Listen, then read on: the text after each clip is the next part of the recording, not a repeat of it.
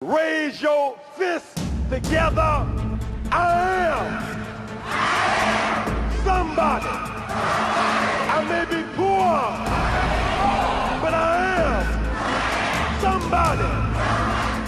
Red and yellow, brown, black, and white. We're all precious in God's sight. Everybody is somebody. Stop the violence. Save the children. Stop bullying. Save the children. Hold your head high. Stick your chest out. You can make it. Keep hope alive. Keep hope alive. Keep hope alive.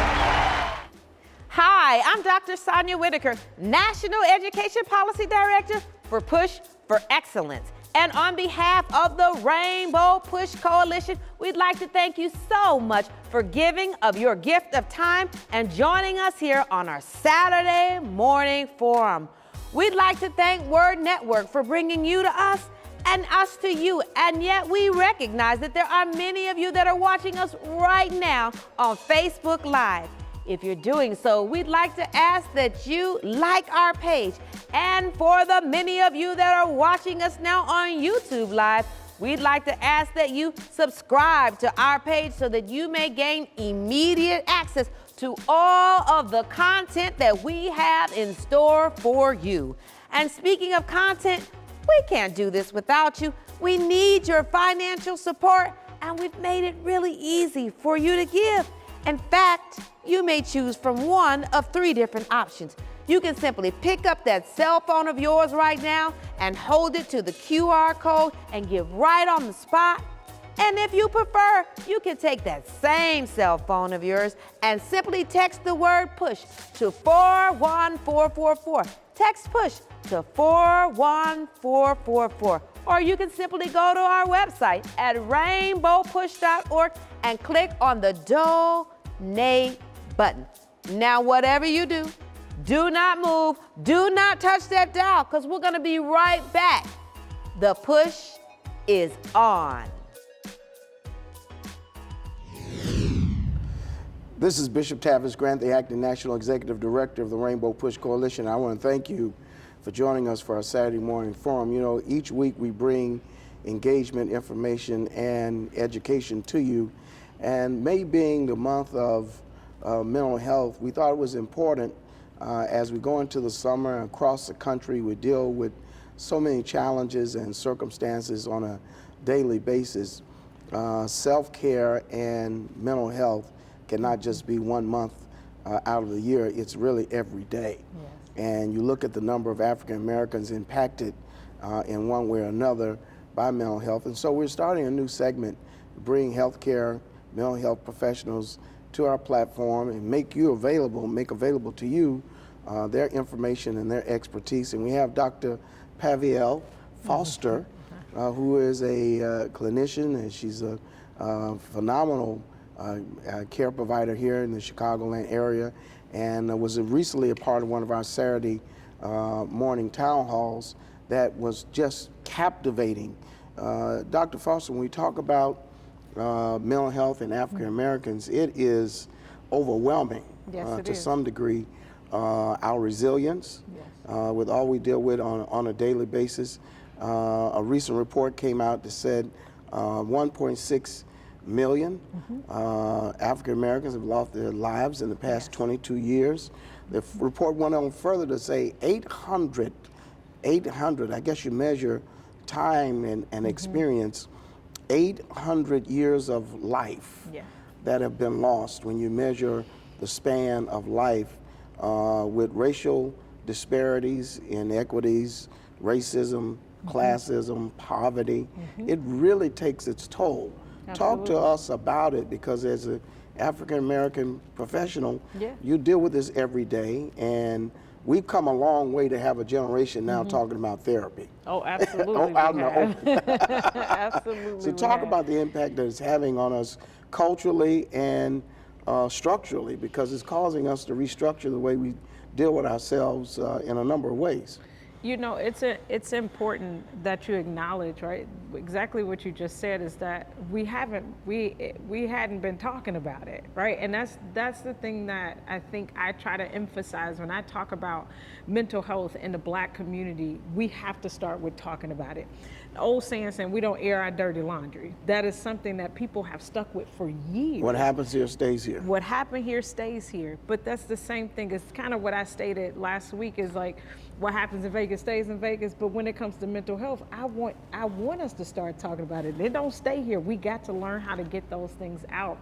And for so very long, we've allowed ourselves to cope and suppress those things, not talk about them, because it's easy. It's easier for me to leave all of that stuff, sweep it under the rug and leave what's happening in the house, go outside and pretend. But then when something happens, some level of trauma hits our life, then all of it is exposed and it's all out. So what we're trying to teach people in the Black community now is how to talk about those things. How do we discuss those with our children? How do we talk about it in our family? How are we talking about it at the dinner table? It has to become common.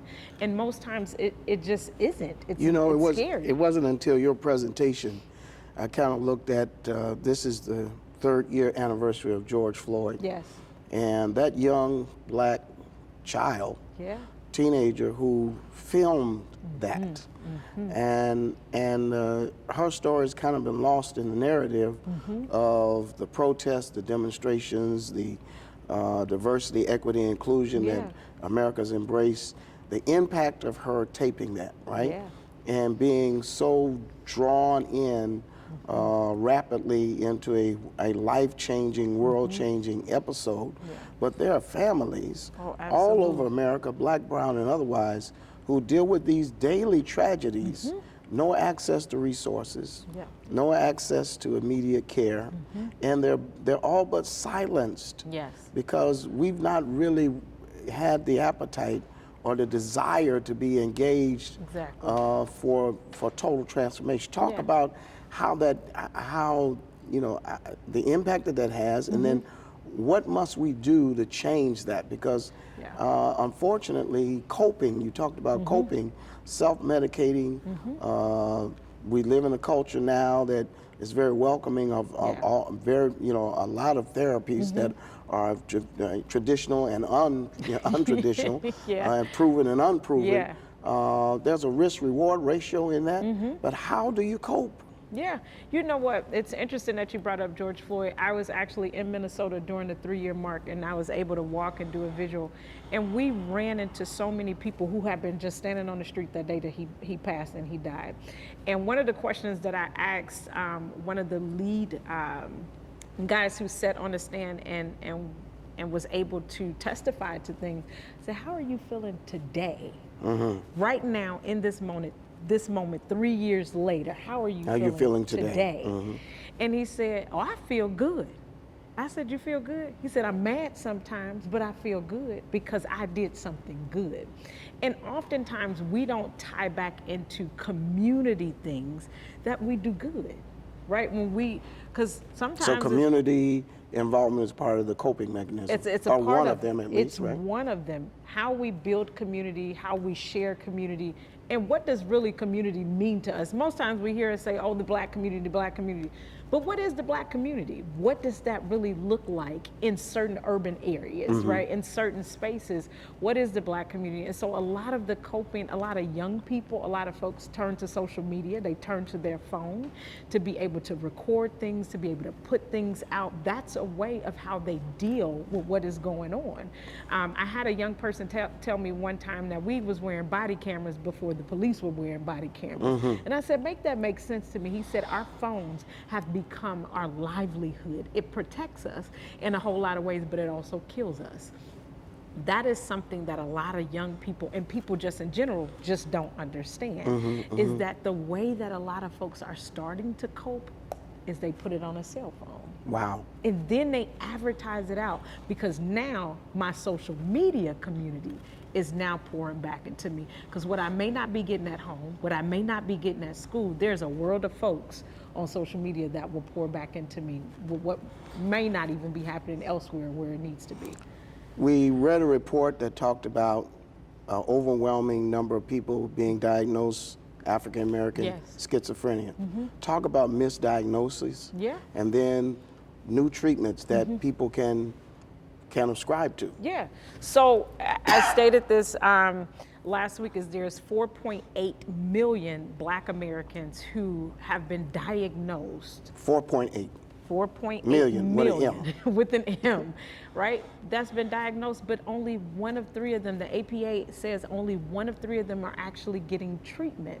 And most times it's because there's this stigma that is put out about mental health. So if I identify and say that I'm living with a generalized anxiety disorder, or I'm living with bipolar disorder or depression or anything like that, I'm automatically thrown off as I'm crazy. Now, our viewers, and we're bringing this to you guys in the best fashion. Let's talk about, I want you to get back to it, but you're making a point, living with it. Living with it. And I think that part of our silence and our denial is we want it to be over with. Oh, yeah. You know, your presentation talked about the misnomer of calling people crazy. Yeah. We want you to be over with it. Yeah. We don't want you to live with it. We want it to be a thing of the past. Unfortunately, mental health never leaves you. Yeah, this is something that people live with, whether they are living with it and monitoring it with medication, or they're just living through it. There are people who live through it every single day, and it has become so common that people live with these things that they just look just as normal as we do, and we're just walking around. But you would never know that at night they struggle with insomnia. During the day they may have these anxiety attacks or panic attacks, or during the time changes when it gets darker earlier, that's where my depressive moments come down because the sun is going down early. Those are things that people don't talk about or discuss, because if I say it, then you don't think something is really wrong with me, and I don't want you to feel like that. So I just ignore it and don't talk about it at all. One of my colleagues, who is not a psychiatrist or in mental health as a whole, said that many of our people suffer from what he called anticipatory PTSD. That every day they leave home anticipating a shooting, a killing, losing a job, being locked out, being shut down, being stigmatized, being stereotyped. He says, we used to, I guess the guy sang a song years ago, if it's not one thing, it's another. It's another. But there's a mental health dynamic to it that people live with every day. Trauma. They get on a train, they get on a bus, they go into a workplace, and they're not, it's become normalized that you hear, you can sit in certain communities and people say, oh, that's just a gunshot, and just go on with the day. They've normalized it. They've normalized here. We could just talk about here in Chicago. It's been so normalized that it's common. Me to walk out and see red tape, I've desensitized to it. It doesn't bother me. I don't see it because it happens too much, right? And so a part of the research that I did was focusing on the Black community and like this virtual violence that happens. And when that happens, what does that do to our mental health and to our bodies? We keep score of all of that. So we don't know, we're just going about our day, walking outside, and then the moment that we hear something on the news, or the moment that our body responds to that, I'm gonna tense up, I'm gonna go back home, I don't feel comfortable in this space anymore. That's mental health. That's the stuff that we're not talking about. Racial trauma is huge for Black people. Every time we have to see a video that is reshared over and over again on the news, on social media, people are talking about it in different communities. Those are things that we then start, there's a book called The Body Keeps Score. And what happens is that you don't know that all of these things that you may just have normalized, your body starts to feel all of those things. And so out of the blue, my back hurts all the time. Every time I move around, because now all of that tension that the body keeps score. Your body is keeping score of those things. All of the stress that you've, embodied over all of these things that you may have saw, or you may have experienced, you may see. Now your body feels all of that. So that is exactly what's happening to a lot of Black people every day. I want to bring you back, but get us started. There's somebody watching that is overwhelmed, and they're connected to our platform right now. how do they get started? Where do they start? Because there's a distrust of Yeah. healthcare systems. Absolutely. There's a distrust of healthcare professionals. But this is such a critical time for people. What are the 2 or 3 things they can do to get started? Because there's so much that's offered out there that you almost just shut down because you just rather handle it the way you've been handling it until you can't handle it anymore. Absolutely. From your vantage point, 1, 2, 3, where do you get started? So first, we have to be comfortable about talking about it. We have to start talking somewhere. And I tell most people to start with their physicians. And especially if it's a child, you're noticing something different, you want to start with your provider, whoever that child's pediatrician is, or your own doctor, right? What should be happening when you go to the doctors, they should ask. This is now built into the system where you go in and the doctor should be, have you been feeling anxious or depressed or anything like that? And if they're asking, tell the truth. That's the first step, is that we have to tell the truth about what we're really feeling so that we can get the support that we need. There are many hotlines out there, many different support systems that can support. I work for NAMI Chicago, which is the National Alliance for Mental Illness, and we start with telling people to call our hotline. We don't like for people to show up at the emergency room. Explain. Now, we tell people don't show up at the emergency room because most times you're gonna sit there, and could you imagine going through something in that moment, right? You're panicking, you may be having an episode or something is going on and you can't explain it, and you have to sit in the emergency room for 6 and 7 hours. Wow. That just causes more tension. I never thought about that like that. Right? Yeah. But what happens is you go to the emergency room, and let's just say they do admit you. The turnaround of that, because going to the emergency room is for something emergent. Yes, yes. My knee hurt, my back hurt, something is going on. But mentally, the emergency room is not meant for you to show up there. So what we try to do is divert that attention for people to get the support that they need, right, from the actual people who's doing the work. So if folks do not have any type of like insurance or anything like that, we work with folks that we can provide support and referrals and resources to individuals who can get that. So we tell people at NAMI Chicago, call our helpline. That's 833-NAMI-SHY. And we tell people, call there and we're gonna answer the phone and we're gonna talk to you.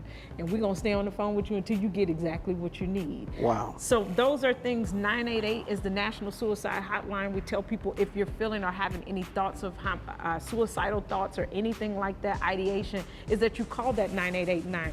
A lot of people call 911. And sometimes that's not always helpful for people. There are things out there. There's a CARES van where people will show up, where police officers, the fire department, and there is also a behavioral therapist that will show up. We work hand in hand with the Chicago Police Department to make sure that we're training them on those crisis interventions when they do show up and somebody does have a mental health, kind of situation or things that are going on. But I tell people, talk about it. Tell the truth first. Talk to your provider if you have a provider, or call somebody. Call that hotline. Call 988. Call 833-NAMI-SHY, and we're gonna get the support that the individual may need. Dr. Foster's made me feel better. I hope she's done the same thing for you. Listen, at the bottom of the screen is her information, and you can go to www.rainbowpush.org and get more information. Listen, there's no better time than now for you to take care of yourself. When you put yourself first, you don't have to worry about being last. And I want to thank you for helping us keep hope alive. Push Excel's goal is to inspire students to strive for excellence in education in spite of personal, family, and community challenges that they might experience. How do we do this? By advocating for educational policies that guarantee equal funding for all students without regard to race or economic standing. By engaging parents, students, and teachers in pursuing high-quality education and striving for educational excellence at every level. And by forging partnerships with community-based and public sector stakeholders in education. Now, Push Excel is a national model program with the purpose of connecting principals, parents, popular personalities, and students in a bond, and to support students at every level on the educational ladder. Now, we want you to become a member of the Rainbow Push Coalition and Push Excel. Your annual membership can help us to change policies that impact students, colleges, and universities all around the country. So step up and sign up today. Membership is only $35, and if you're a student or a senior, $15. Just go to our website, rainbowpush.org, and push join to become a member or push donate to support the Push Excel program. You can also text the word Push Excel, that's PUSHEXCEL, to 41444 on your cell phone, and you can give us any amount that you feel comfortable giving or call us at 773-256-2775. Wherever you are, you can support us as we keep pushing for you. And remember to keep hope alive.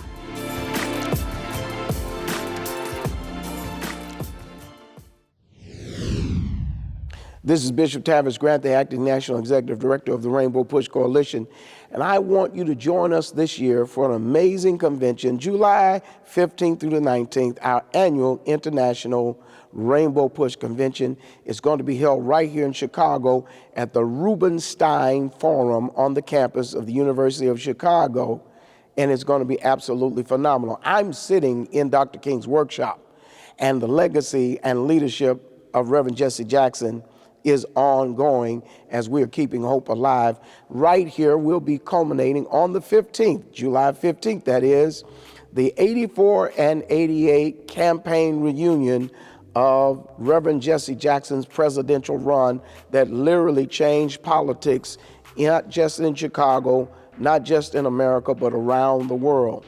You're going to want to be a part of the panels and the sessions as they really articulate and lay out the Jackson plan that has now given birth to what is called the progressive movement.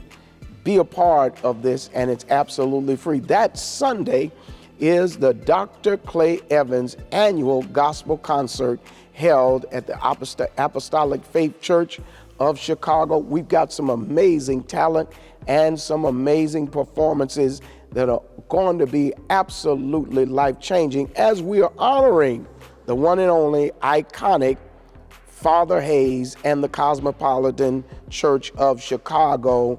Jesus will work it out. Monday is our International Sports and Push Excel Gala. Tuesday is Business, Faith, and Labor.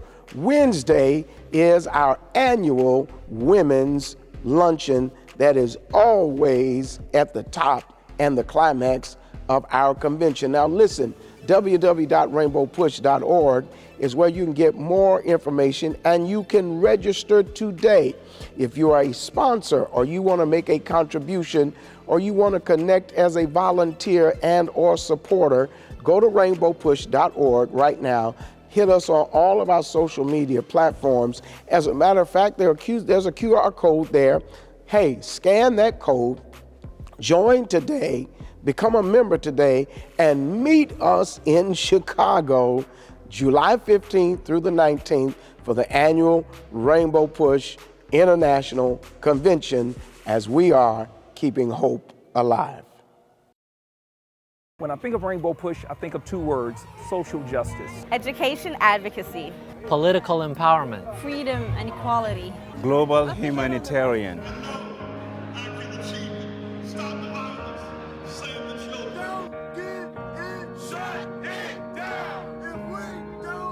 Evolutionary, revolutionary. Political change. Inclusion, evolution. Push Excel.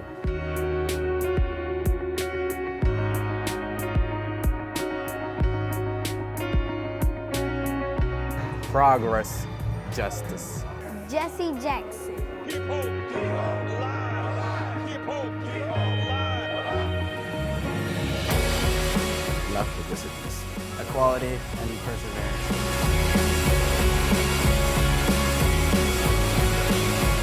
Workforce partnership.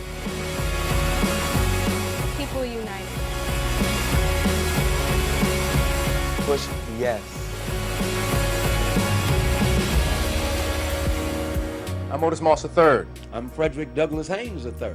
And we are here simply just to say to you about an incredible organization known as Operation Push. Can I be admitted? No, sir, you cannot be admitted. Why? I am not going to serve you. Because of my race? Operation Push has been here for us even when we didn't know it. As a matter of fact, a lot of the doors that you walk through is because of the fact that somebody knocked those doors down. I am somebody. I may be poor, but I am somebody. And because of Operation Push, when it started as Operation Breadbasket, after the assassination of Dr. King, they decided to build an organization that were people united to save humanity. Just what is Operation Push? Well, Operation Push is a civil economics organization. It's a religious organization with an economic mission. And we believe that the black church is the political and spiritual salvation of our people.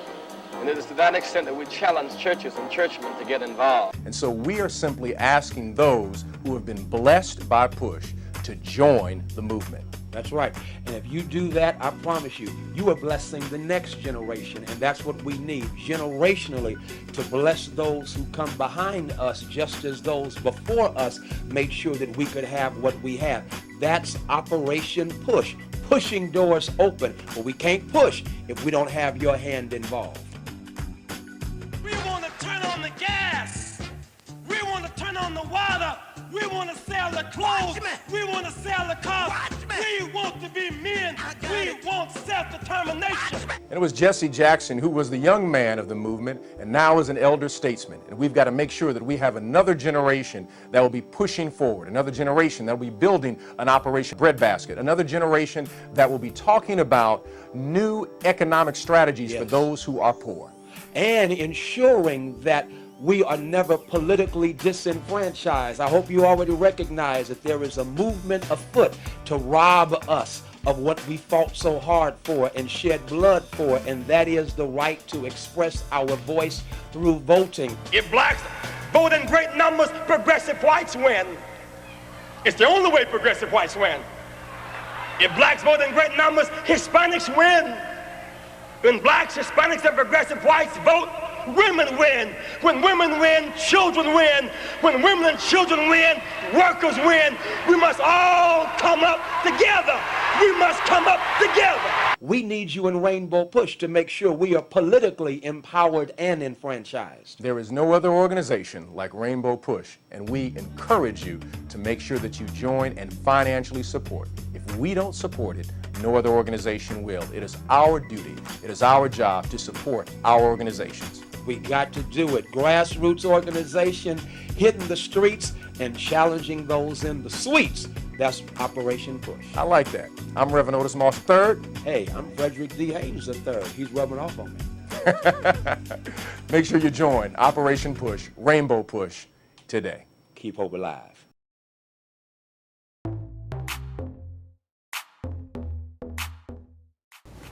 This is Bishop Tavis Grant, the Acting National Executive Director of the Rainbow Push Coalition, and this is State of the Movement. You know, 42% of the United States population is made up of people of color who fare worse compared to whites across most measures of health coverage, access to, and the use of healthcare systems. A majority of black adults say less access to quality medical care where they live is a reason why black people in the United States have worse health outcomes than any other demographic. The Rainbow Push Coalition believes we must increase and invest in efforts to reduce health disparities to build stronger, more resilient families and communities. A recent study brings attention to the drastic differences in mortality as it relates to race and its inequities. Researchers found that the black population has experienced, due to racism, classism, and racial profiling and poverty, 1.6 million excess deaths, more than 80 million excess years of life lost in the past 22 years from 1999 to 2020. 30% of children of color live in food insecure communities. After a period of progress, reducing disparities, improving stalled and differences between the black population, the pandemic caused these ills to become even worse. And yet there is some good news. African Americans are living longer, and there's an increase in having some form of insurance thanks to the Affordable Health Care Act.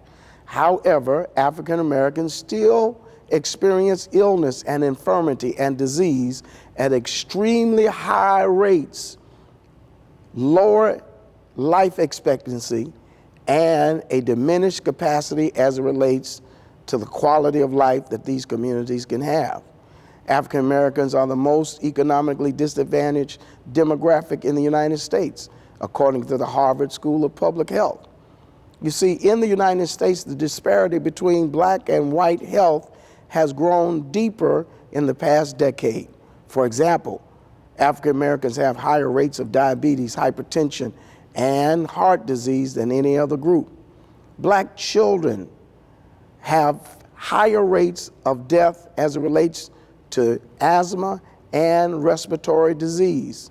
New study discovered that physical, mental, and collective resilience amongst African American communities may help chart a new path to understanding how we face the adversities of our time.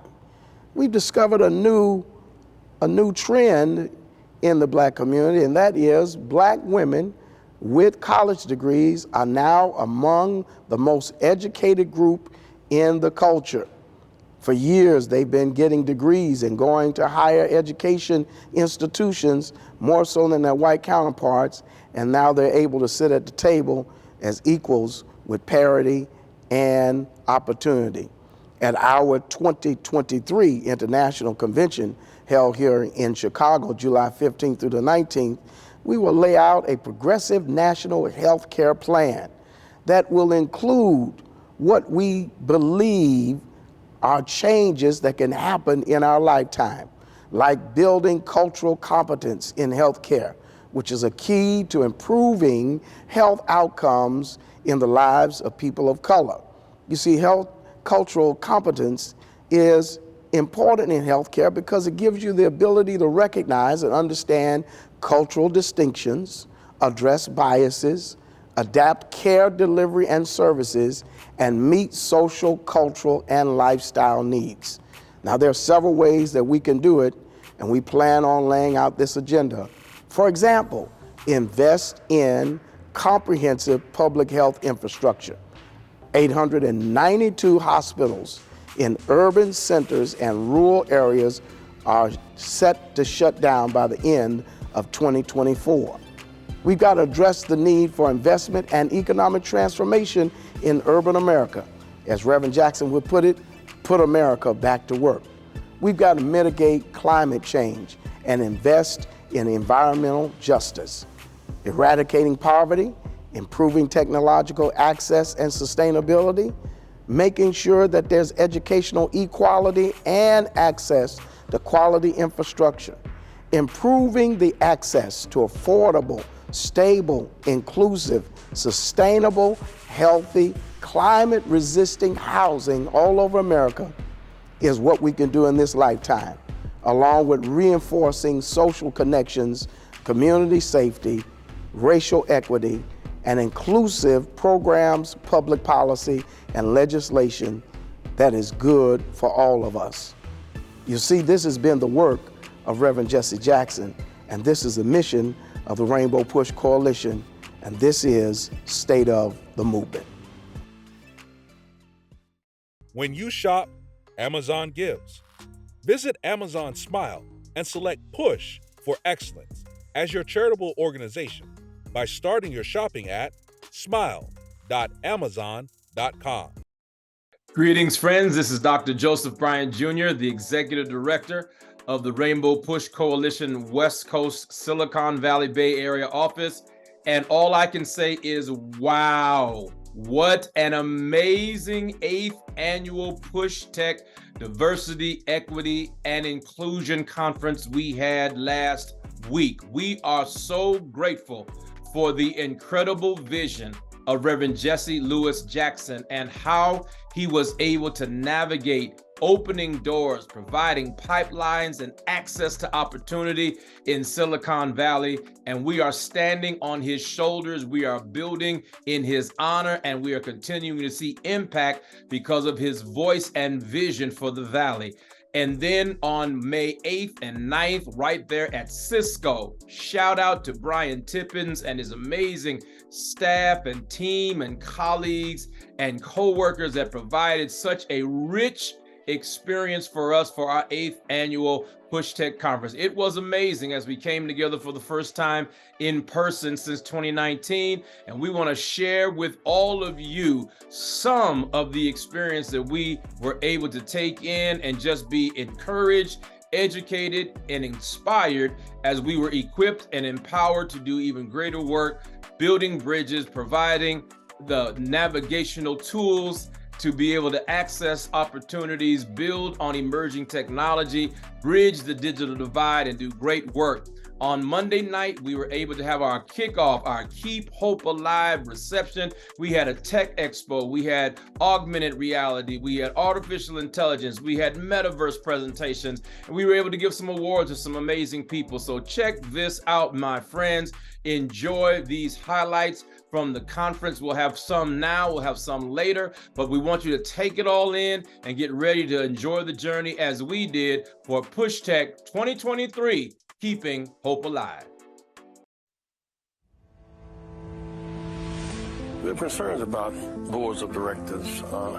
Companies like eBay and Google in the Valley, no blacks on, all the Latinos on their boards. We didn't know how good baseball could be till everybody could play. We don't know how good high tech can be till everybody can play. Greetings, everybody. You know, I'm a chief diversity officer, and I know how these conversations go internally. So how did the two of you manage to get a civil rights audit pushed through and done? Did you want to? No, please go ahead. So I will say the civil rights audit at Airbnb preceded me. And so back in 2016, Airbnb at the time was a fairly young company. There had been issues of discrimination that had been reported, but I think people thought at the time that it was sort of a one-off, that someone dealing with discrimination here and there, it wasn't as widespread. Right, systemic. And it wasn't systemic, exactly. And in 2016, the hashtag Airbnb While Black catapulted to within social media. And I think our company said, oh my gosh, we actually have, this is a widespread problem. This is not a one-off here and there. And at that time, they contacted Laura. So I really feel like this is a great question for her to jump in on, but they contacted Laura, and Laura really, as she said, pioneered this new thing of an audit of the company. So Laura, I guess I should turn it to you, and you can talk about all of the amazing things that you did within the company at that time.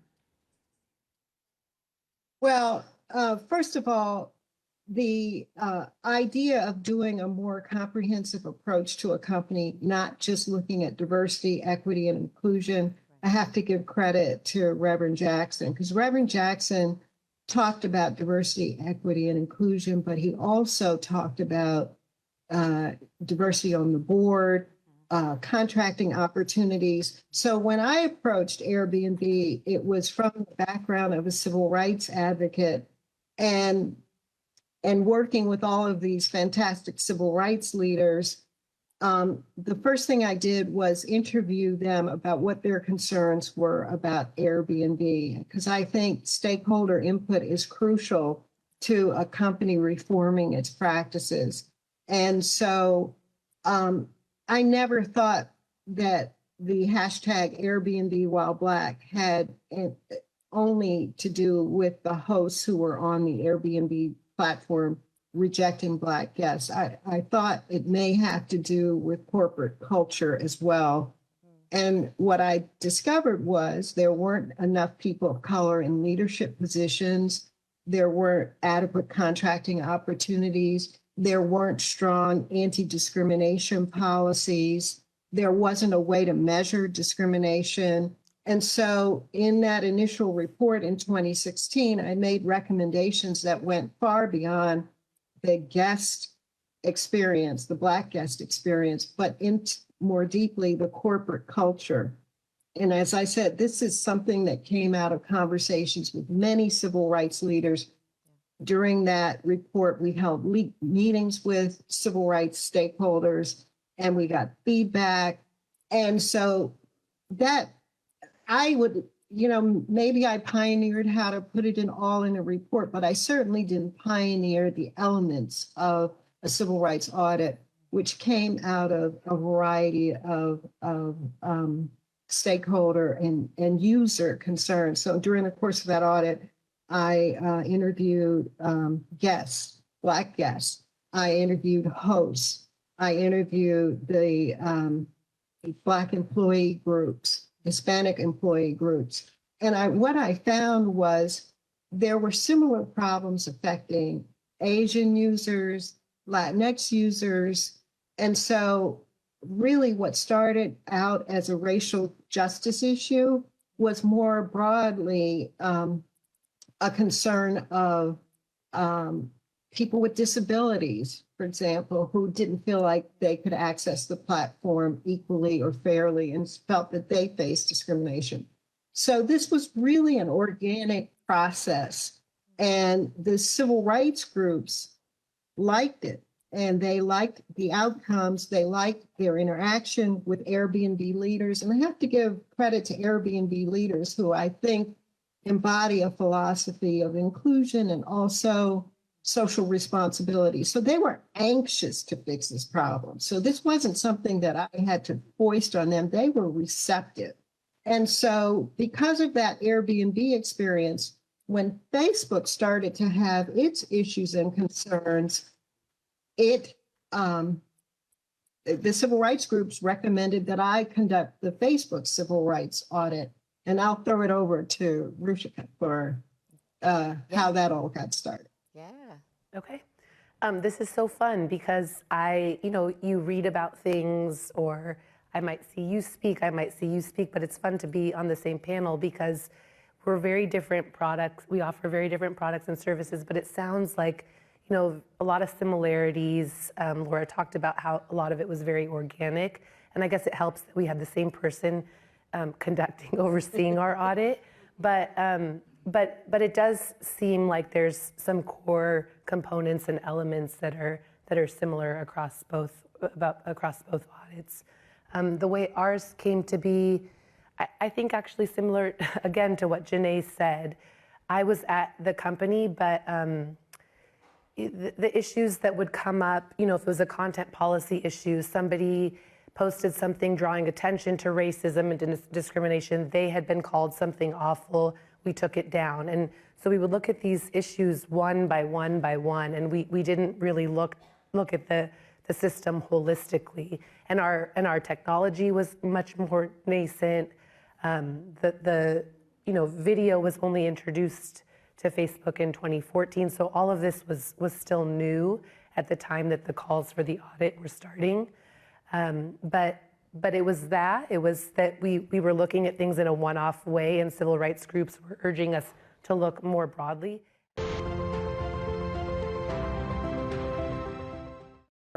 That there are two issues that are really contributing to the lack of diversity in the tech industry.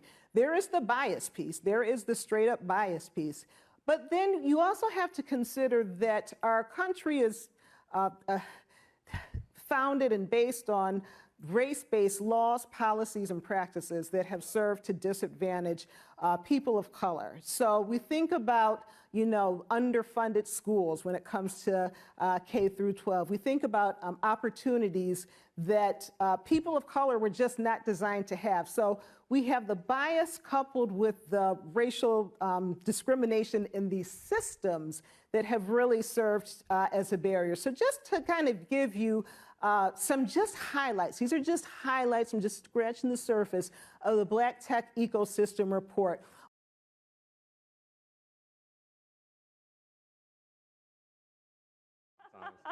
So it's been a great couple of days of discussion and fellowship. I was telling the family that it's like bringing the family to our home, which is always so much fun.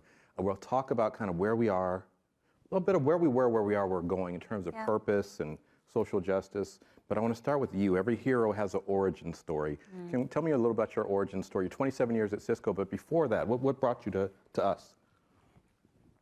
So it's interesting because I didn't really have a clear path. I grew up, and my mom was someone who cared a lot about the community. I remember we didn't have a ton growing up, and I remember she would just make a ton of time to figure out how we could help people that had less. And then concurrently, I had a grandmother who was incredibly outspoken. People believe that she may have been one of the first Latina realtors in California. And our dinner table conversation was very, very engaging. You had to know what you believed in and why, and be prepared to debate. And so that was from my grandmother. And then I had a lot of passion and interest in government and policy. I loved working with people. Something that I realized very early was that I loved a lot of the jobs that I had because people were always a part of it.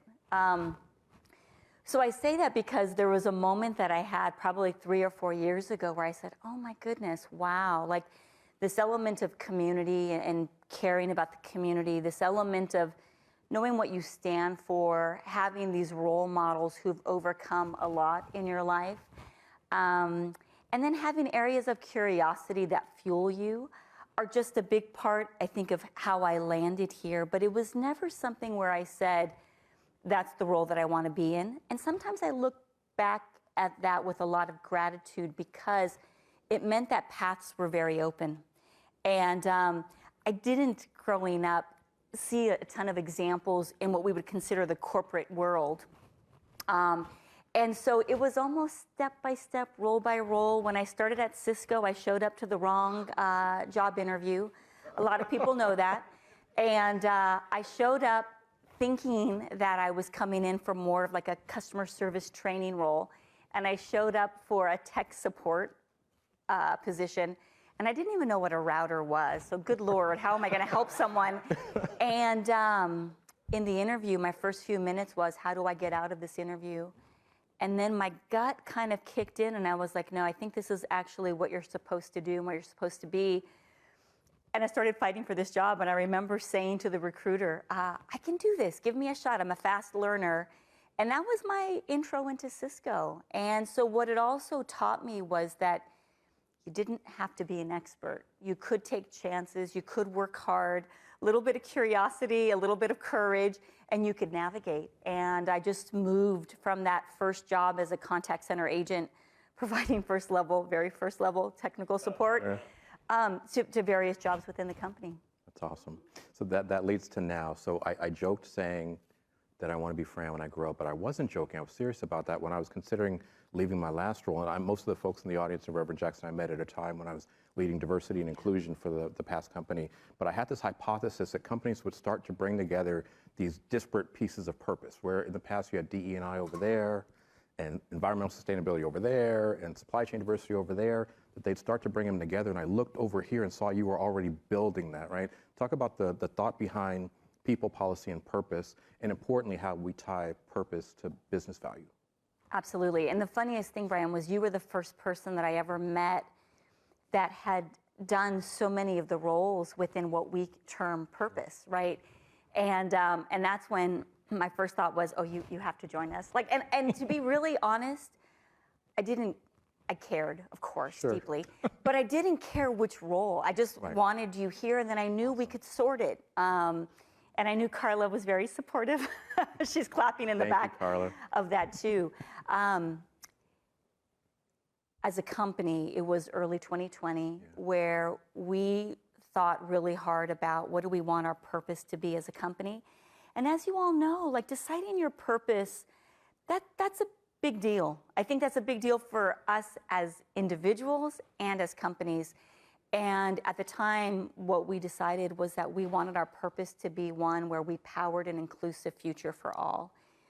And the digital divide was really significant on our mind at that time. And so with that as the backdrop, what we could see was that starting with the base of your people and starting with focus on communities, you could truly start to impact an inclusive future. And then when you start to bring in this concept of digital skills, both for your people, but for the communities, that's enabler. That's a huge enabler. And then you start to look at, hey, what's the policy that allows us to have greater impact around the world?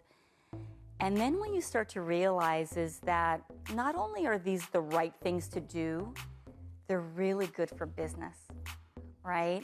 And so when we started to understand that, then bringing in an area around digital acceleration became really important, because what we were able to demonstrate is that we could take something like providing people with access to healthcare or to education, and we could do right by communities, and we could do right by the business. And next thing you know, these organizations started coming together, and then Brian, you know this, but Chuck feels like he was incredibly psychic, which I think he was. The other thing that he saw coming was the need to really intersect people and real estate. And that became really important when you then put the wrapper of sustainability around it as well. And so we could start to say as a company, how do we create these sites that have an incredible experience and bigger purpose for our people while doing right by the planet, and then maybe create a use case that we could sell to our customers. And so that's how the elements came together. It was a bit of a bet that I think Chuck took, which was amazing. And I think as a result of that, I think we together work hard as a team to really take it to the next level as well. That's so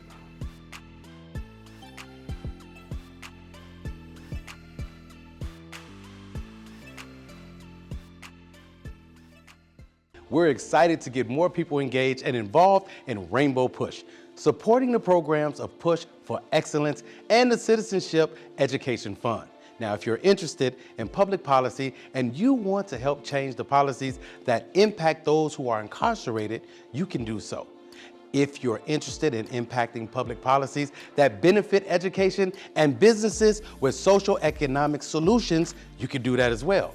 You can become a policymaker by becoming a member of Rainbow Push right now. Now, if you believe in the scholarships that we've given to thousands of students each year, you can help us out. We've awarded more than $10 million in scholarships year to date. Now, you can help young people achieve a higher education by becoming a member of Rainbow Push right now for the annual fee of only $35. And if you're a student or a senior, it's only $15. You can help us make a difference in the lives of millions. Now, if you watch us every week, or if you listen to us on the radio, or if you're viewing on social media, we need you to become a member. And how do you become a member? It's simple. Visit us at rainbowpush.org and press join. Maybe you'd like to support the work of Push. If so, it's really simple. You can do so by texting the word PUSH, that's P-U-S-H, to 41444 on your cell phone, and you can give any amount that you feel comfortable giving, or you can call us at 773-256-2775 or go to rainbowpush.org and push donate.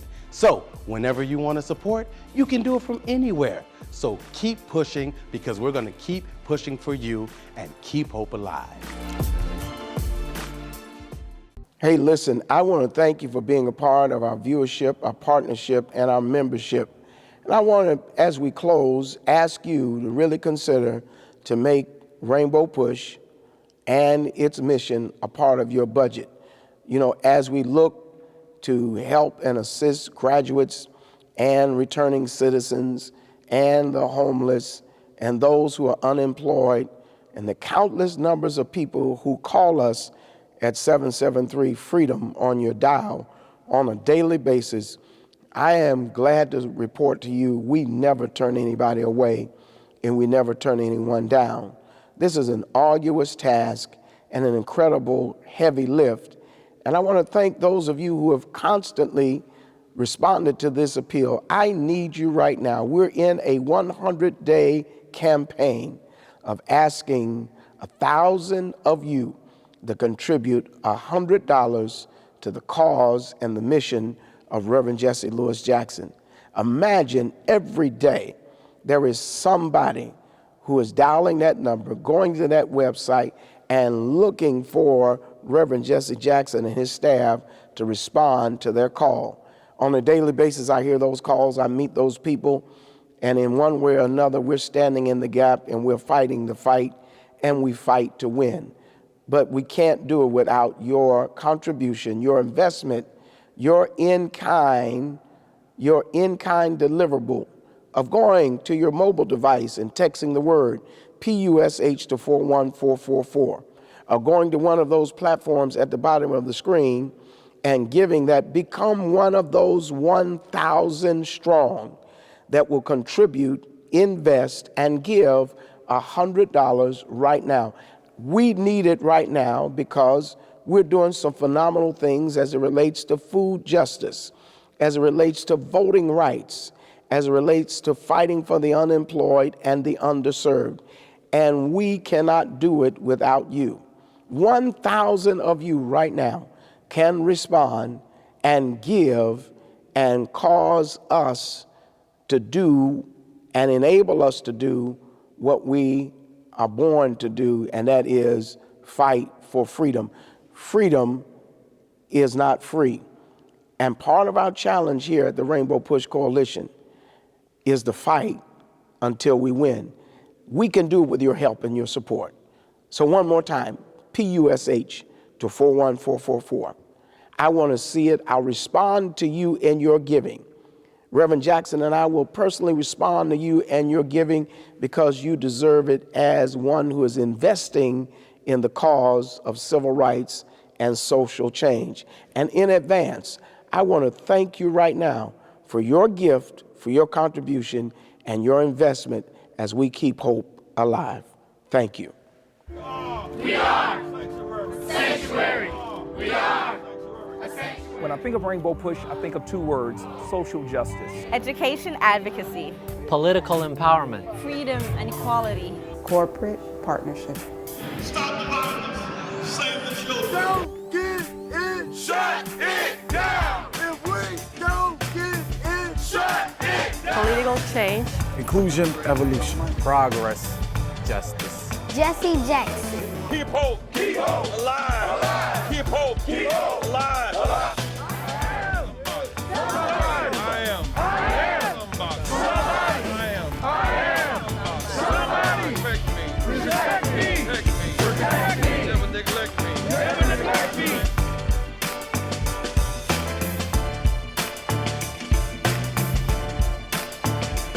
We want to be bridges to end these cultural gaps.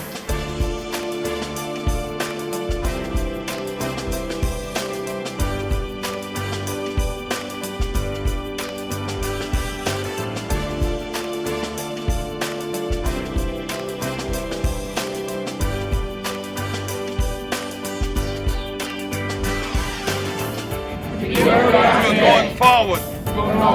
By hope. Not backwards. By fear.